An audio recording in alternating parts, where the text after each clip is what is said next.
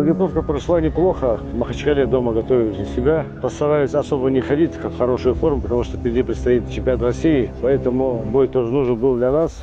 Как бы ребята в форме, сделали здесь тоже отлично. Все хорошо.